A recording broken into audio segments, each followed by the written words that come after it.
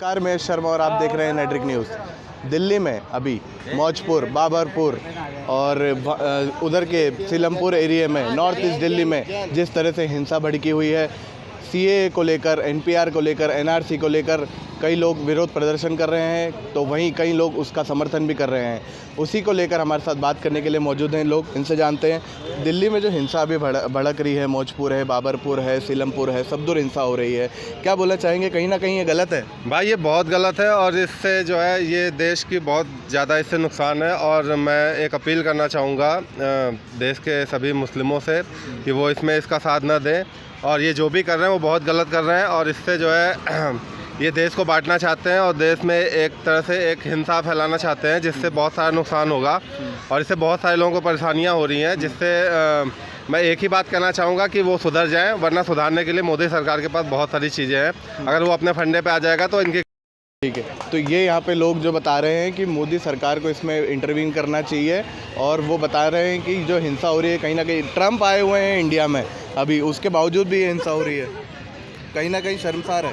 बहुत शर्मसार है जी, बहुत शर्मसार है। गलत हो रहा है। दिल्ली के अंदर लोगों को एकता में रहना चाहिए, अहिंसा नहीं करनी चाहिए, नहीं करनी चाहिए। चाहे जो मर्जी देख लो, एक हम कहते हैं कि भाई साहब अगर ट्रम्प यहाँ पे आया है तो हमारे देश के लिए बहुत बढ़िया है, क्योंकि आज तक कभी कोई राष्ट्रपति हमारे इतने सम्मान के लिए नहीं आया। जैसे उन्होंने आगरा के ताजमहल की तारीफ़ करी, महात्मा गांधी के आश्रम में गए, वहाँ पे उन्होंने चरखा चलाया, तो देखा जाए कि बहुत कुछ अच्छा लगा उनको, इसलिए आज वो इंडिया आना चाहते हैं और आए हैं। और आगे उनकी जो बेटी है वो दोबारा आना चाहती है, जैसे मीडिया के अंदर बताया गया है। तो ये तो शर्मसार वाली बात है। अगर ट्रम्प के आने के बाद भी अगर ये हिंसा कर रहे हैं तो इनसे बड़ा देश गद्दार कोई नहीं। एक हेड कांस्टेबल की भी मौत हो गई है, 7 लोग घायल हो गए हैं। वही तो बात है कि आज हम अगर रात को सोते हैं, एक हमारी आर्मी है, देखा जाए आर्मी और पुलिस के कारण ही आज हम सचेत हैं, अपने घर में अपने बच्चों के साथ सो सकते हैं, आराम से घूम सकते हैं बाहर। पर इन लोगों ने बिल्कुल ही निहायती हरकतें कर दी हैं।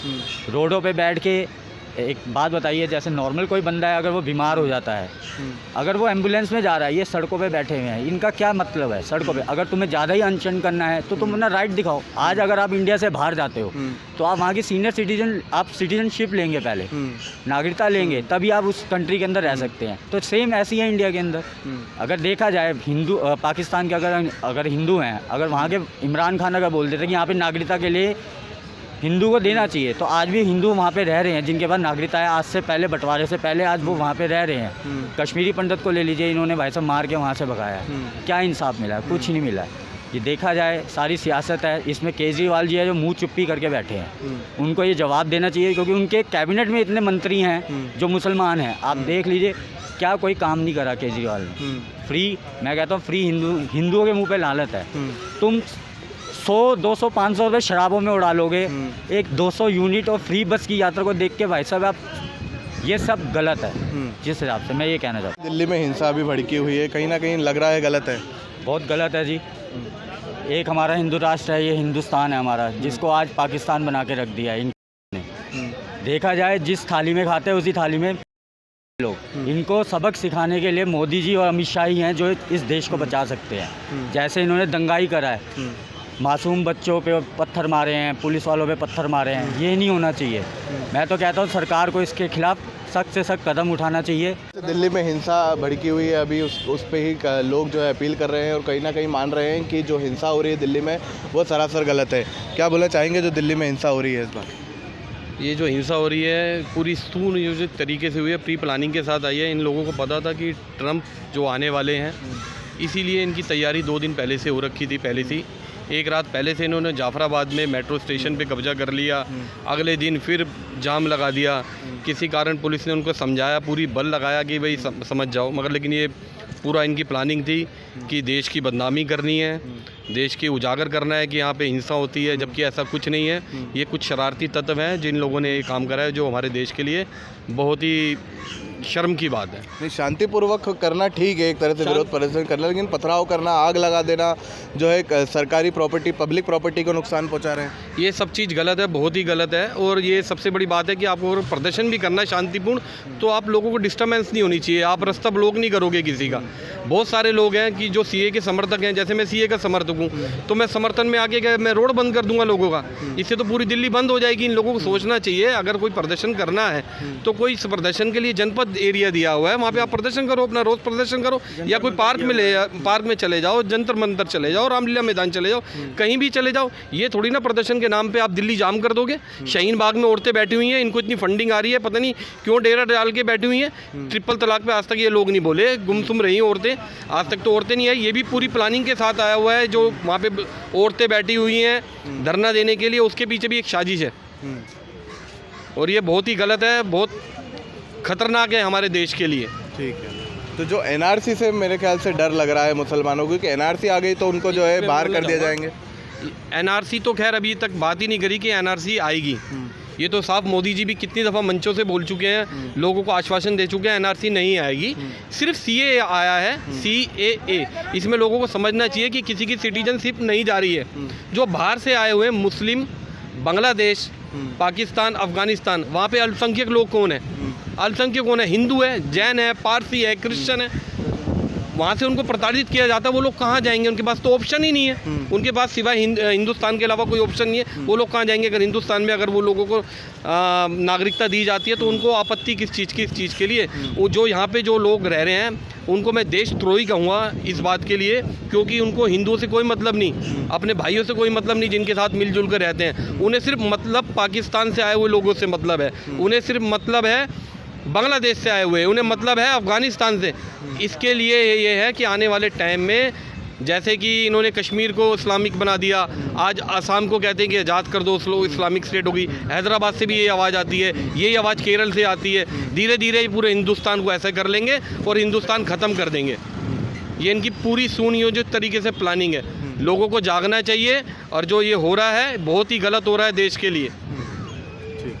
क्या बोलना चाहेंगे? दिल्ली की हिंसा जिस तरह से भड़की हुई है मौजपुर में, बहुत गलत हो रहा है। यहाँ पे CCA का समर्थन हम लोग भी करते हैं, लेकिन हम लोग कहीं भी ये नहीं कि रोड जाम करते हैं, पथराव करें या पत्थरबाजी करें, छोटे छोटे बच्चों को लेके सड़क पर बैठ जाओ, और ये बहुत गलत बात है। सरकार जो फैसला कर रही है उसका सम्मान करना चाहिए सबको। अच्छा, हेड कांस्टेबल की भी मौत हो गई है, 7 लोगों की मौत हो गई है।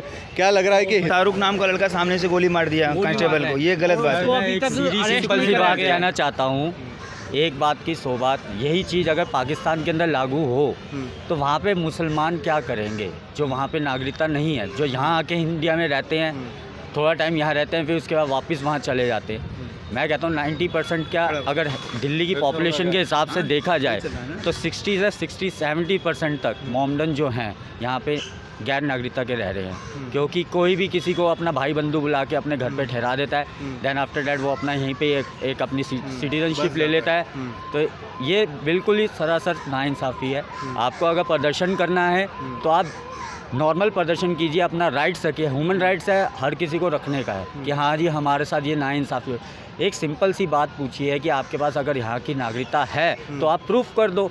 आप तब पहले बोलते थे कि मैं इलेक्शन के अंदर नागरिकता प्रूफ नहीं करूँगा, पर सारे के सारे वोटिंग डालने के तो वहाँ पे अपनी वोटर ID कार्ड दिखा रहे थे। जैसे OBC ने बोला कि मैं तक नहीं दिखाऊंगा, बंदे नहीं दिखाएंगे।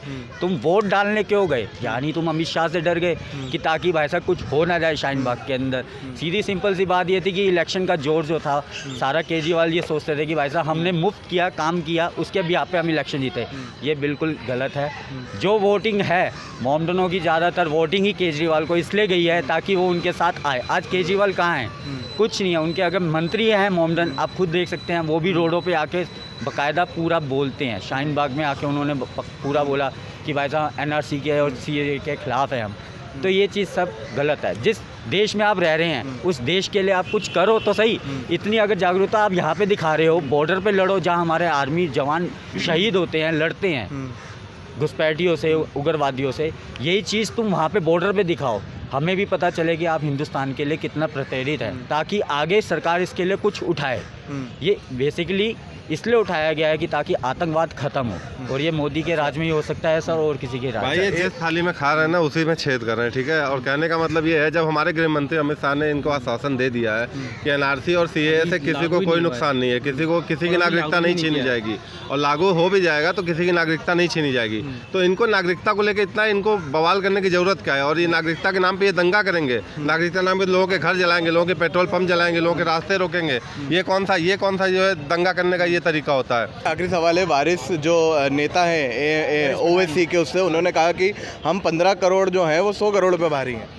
सर मैं तो कहता हूँ आमने सामने आइए, देखिए कि कौन किस पे भारी है, पता चल जाएगा, दूध का दूध और पानी का पानी। भाई देखो, हम लोग अमन चैन और शांति से रहना पसंद करते हैं और हम चाहते हैं हमारे मुस्लिम भाई भी शांति से रहें, लेकिन जो ये शांति और अमन चैन के नाम पे जो दंगा फैला रहे हैं और जो हमारी सरकार ने अगर कोई बिल लाया है तो आप उसका विरोध करो, विरोध चलो ठीक है, आप कानून के तरीके से करो। छोटी सी बात है सर, जिन बच्चों के हाथ में किताब पेंसिल होनी चाहिए, आज छोटे छोटे बच्चों के हाथ में पत्थर पकड़ाए गए हैं, तो ये दिल्ली को कश्मीर बना दिया है। और बच्चों को देखा जाए के बारे में कुछ नहीं पता है। बच्चों को मुंह पे जुबान होनी चाहिए कि हिंदुस्तान जय हिंदुस्तान, हम एक प्राउड ऑफ है कि हम एक इंडियन है, बट उनके मुंह पे आज भी भाई साहब आपने जैसे देखा होगा एक लड़की ने नारेबाजी लगाई पाकिस्तान जिंदाबाद, तो ये चीज़ गलत है। यानी किसी को आप सिखाओगे, आज अगर मेरा बच्चा है तो मैं उसको सिखाऊंगा कि बेटा जिस देश में हम रह रहे हैं वो इंडिया है,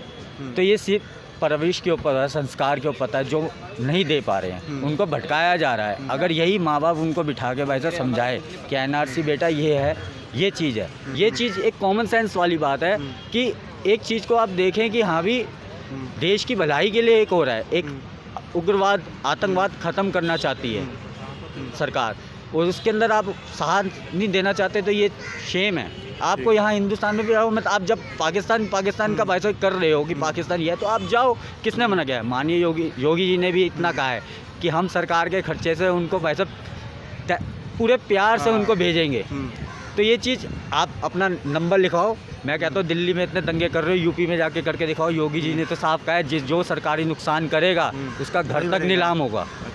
मैं तो कहता हूँ मारो पत्थर, आमना सामना करो। आज आप मौजपुर देख लो, जाफराबाद देख लो, चांदबाग देख लो, किया है इन्होंने। पर एक नॉर्मल बंदा जो एक रोज़ का कमाने वाला है वो कैसे रोड पे निकले? लेडीज़ें सेफ नहीं है, डरती हैं, बच्चे डरते हैं, स्कूल जाएँ कि ना जाएँ। आज बोर्ड की परीक्षा तक उन्होंने भाई साहब पोस्टपोन कर दिया है। वो इसलिए करिए कि बच्चे सेफ नहीं है।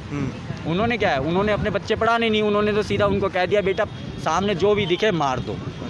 तो ये किसी अगर आपको लड़ना है या अपना पक्ष रखना है तो रखें।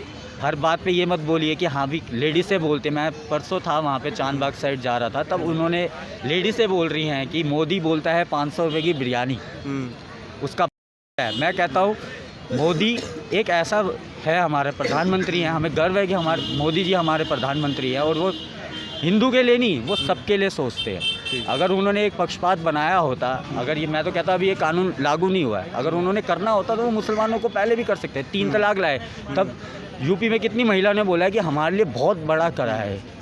आज वही लेडीज से उठ के भाई साहब उठ रहे, तो ये बेकार है। ठीक है, इसके लिए तो जिस तरह से आपने सुना कि यहाँ पे जो लोग मौजूद हैं उनका कहना है कि जो जाफराबाद, बाबरपुर और मौजपुर में जो भी हिंसा भड़क रही है या जो भी हिंसा दिल्ली में हो रही है वो सरासर गलत है, और जो CAA के विरोध कर रहे हैं उन्हें शांतिपूर्वक प्रदर्शन करना चाहिए, ना कि ऐसा उग्र आंदोलन करके, आगजनी करके और पब्लिक प्रॉपर्टी को नुकसान पहुँचाना चाहिए। मैं यश शर्मा, नेटिक न्यूज़, दिल्ली।